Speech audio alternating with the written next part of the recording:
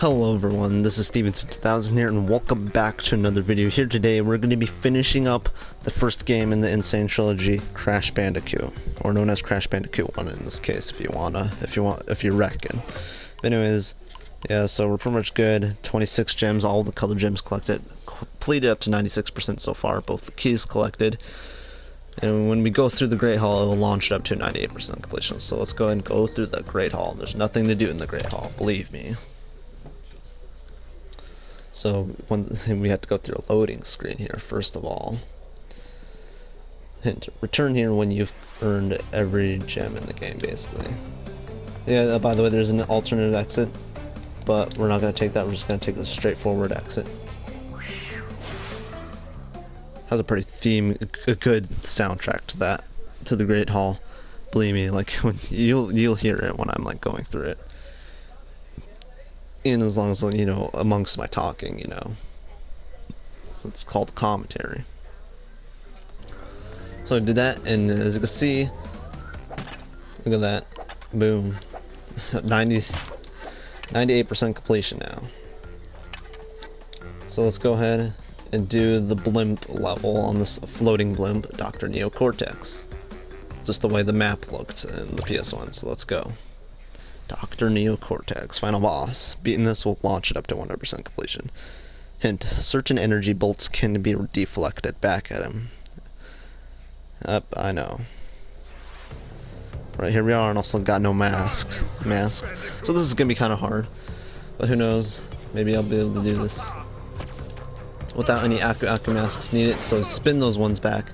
By the way, you have to let those bolts get a little bit closer than you had to on the PS1 when you battled him. When you got to this point, you were battling Dr. Neocortex on Crash Bandicoot for the PlayStation 1. Yeah, you gotta let them get kind of closer and spin them at perfect timing, since that's what platformer games are all about.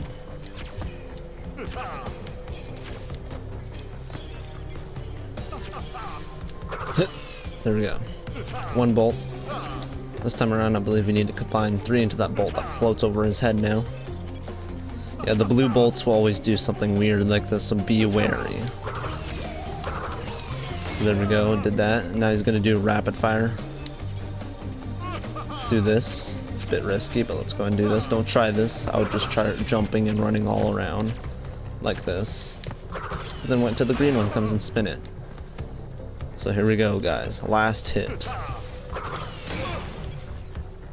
Oh, we did it. And the castle and stuff burning in the background like it looked in the PS1, but this time with this HD graphics. So Cortex Incapitated is what the trophy I got. So let's watch this cutscene.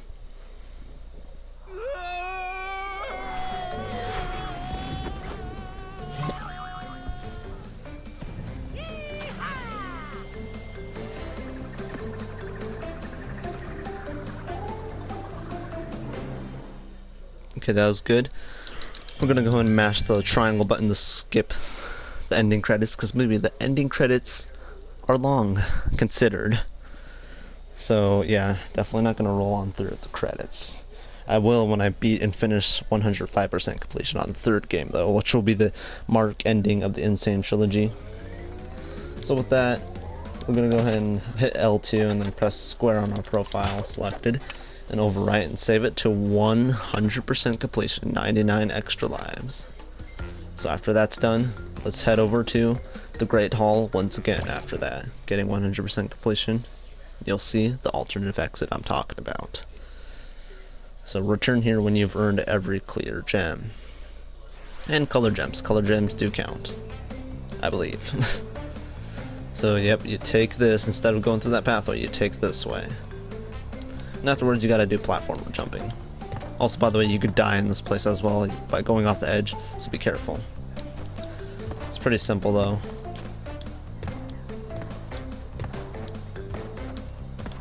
Good art, remake art of the banner with a ton of Bandicoot on it.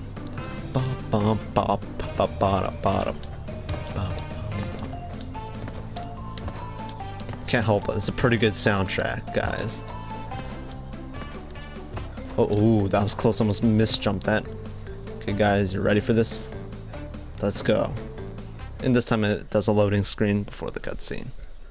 Other than that, I'm gonna let you guys listen to this without me talking. Here we go.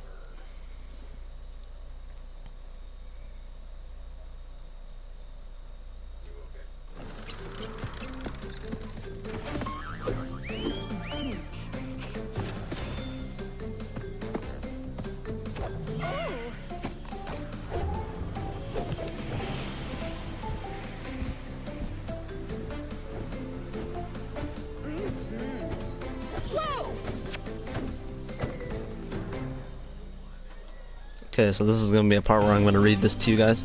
Okay, what happened to them basically? Papu sold the ruins of Castle Cortex to a research developer. He then used the proceeds to open a big and tall shop on the island. So basically this is what happens in where they are now thing. After intense therapy and 8 years of higher education, Dr. Rune went on to write the well-received book Through the Eye of the Vortex, a study of rapid evolution and consequences. Koala Kong moved to Hollywood and landed a motion picture deal of universal proportions. Currently he is working with a speech therapist to improve his diction. Okay. Pinstripe moved to Chicago, where he now owns and operates a citywide sanitation company. He's saving money for his upcoming gubernatorial campaign. After the disappearance of his mentor, Dr. Nitrous Brio rediscovered his first love, tending bar, so he intended bar at some point. Like I said the first time when I came across this on PS1. The world has heard nothing more of Cortex since Crash foiled his plans, but evil geniuses are harder to squash than cockroaches. Probably true. It's a bit different this time on the screen. Okay. That would be it, right? So, yeah, this is like pretty much it for it. So, yep, long loading screens. So, yep, that's pretty much it. We pretty much finished the first Crash Bandicoot game in the Insane Trilogy. Crash Bandicoot completed at 100%. So I guess I'll save the game for one last time. I don't know why, but hey, whatever works, you know. There we go.